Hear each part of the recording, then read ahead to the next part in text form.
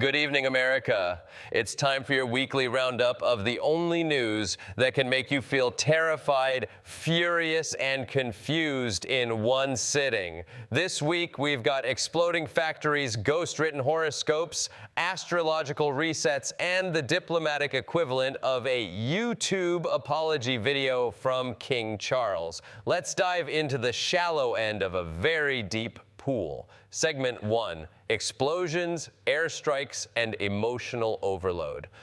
We start in Gaza, where an Israeli airstrike killed 7 children from one family. Critics called it a tragedy. The Israeli military called it targeted.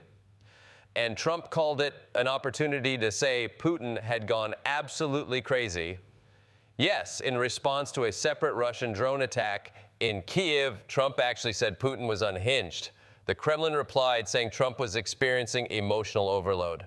You know, it's bad when Russia says you're the dramatic one. Also this week, an American was charged with plotting to bomb a U.S. embassy office in Israel. So terrorism now comes with a passport and a Made in USA label. Segment 2, Trump versus Harvard, Grant Slasher edition. Meanwhile, President Trump threatened to cut another $3 billion from Harvard's funding and cap foreign student enrollment at 15%. You heard right. Trump's gone full Ivy League chainsaw massacre. Foreign universities are already recruiting the rejected students. Canada's new slogan, send us your brainy, your persecuted, your H-1B applicants. Segment 3, celestial nonsense and flammable states. The new moon in Gemini arrived this week, which astrologers say is the perfect time for an emotional reset. Unless you're in Florida, where a fuel tanker exploded on the highway during the Memorial Day travel rush. Add in Canadian wildfire smoke choking Chicago, and you've got the air quality index equivalent of chain smoking while eating charcoal. Segment 4, NBA stocks and smart chicken wings. In sports, the Thunder and Timberwolves clashed in Game 4 of the Western Conference Finals. Meanwhile, Wingstop stock surged 40% thanks to their new Smart Kitchen initiative, because nothing boosts investor confidence like tech-enabled chicken. Segment 5, courtroom chaos and pardon-palooza. Trump's week was a legal roller coaster.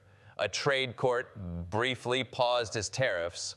An appeals court reversed that pause.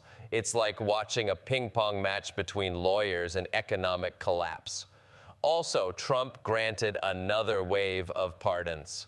This batch included reality TV stars, a rapper, a corrupt ex-governor, and Larry Hoover, founder of the Gangster Disciples.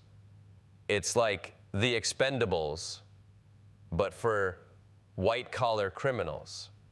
Segment 6, Global Chaos Express. Xi Jinping cozied up to Putin at Moscow's Victory Day parade, because nothing says peace and unity like tanks and synchronized marching. Meanwhile, India and Pakistan's ceasefire is holding together with duct tape and diplomatic crossed fingers. And in Gaza, aid sites were overrun as crowds scrambled for food and supplies. Israeli soldiers reportedly fired warning shots to restore order because nothing screams humanitarianism like gunfire. Segment 7, culture, K-pop, and color con. Wink. Let's cleanse our palate with cultural news. BNK48 dropped their 19th single, Color Con Wink. K-pop group The Boys won Best Conceptual Artist. CK announced a new single. And in astrology, Pisces are advised to chill out. Also trending, Wordle Puzzle 1441 had players raging. Because nothing bonds us like collectively failing to guess plush. To recap, the world is on fire, the markets are confused, Trump's pardon pen is possessed, and Harvard is being hunted like it owes Trump money. And through it all, Americans tried to enjoy Memorial Day weekend by dodging tornadoes and tracking NBA scores. That's it for this week's Klepper's Corner. Stay safe, stay weird, and if you're applying to Harvard, consider Toronto. Tired of seeing Trump's face only on American flags? It's great, but I need more. Well, now you can take Trump's branding to divine heights. Introducing the Trump Blasphemy Bible, now featuring Trump's face. I feel so holy. It's like a miracle. Praise be to me. That's right. Send me your offering, suckers. Oh crap, I mean my people. For just $69.99, you can own your very own ticket to the highway to hell, the Trump Good Book. Look, everyone, it's Trump and the flag on the Bible. Wow, now that's divine. Now I can pray with style. This is the best gift ever. Whether you're at church, in a book club, or just showing off at the local cafe, your Trump Blasphemy Bible will be the talk of the town. Order now at www.trumpsholyface.com or call 1-800-BIBLE-FACE and elevate your spiritual game for only $69.99. Shipping and handling not included. Limited time offer. Not responsible for any unintended blasphemy or sacrilegious implications. Terms and conditions apply.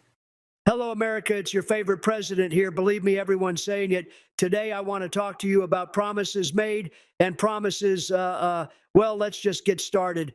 First, grocery prices. I said they'd come down dramatically and fast, like warp speed. But folks, did you know groceries are complicated? Nobody knew grocery stores could be so complicated. Maybe I'll just declare them fake prices. Problem solved. Now, the Russia-Ukraine war. I promised it'd be over in 24 hours. Easy, right? Turns out those guys really like fighting. Very stubborn, great fighters, tremendous endurance. So I've decided my 24 hours are presidential hours. That gives me about 4 more years, roughly speaking. You're welcome. Supreme Court nominations day 1 list. Turns out they're a little shy. They prefer to remain anonymous nominees. We're working on it. So mysterious, very exciting. And sanctuary cities, I promised to ban them day 1. But then someone told me cities aren't like Twitter accounts. You can't just ban them. Who knew? I'll send Congress a strongly worded tweet. Stay tuned. The Green New Deal, I promised to ban it. Turns out it never happened. So technically it's banned by default. Another promise kept. You're welcome again. Electric vehicles. I promised to reverse Biden's policy immediately, but someone hid my keys to the executive order drawer. Probably Obama. I'll have Rudy look into it. Schools pushing bad content, cutting funding day 1. Turns out education funding is important or something. Who knew? I'll circle back to it. Big circles, tremendous circles. Closing the border day 1, I declared a national emergency. But Mexico keeps sneaking people in through something called doors. We're investigating those.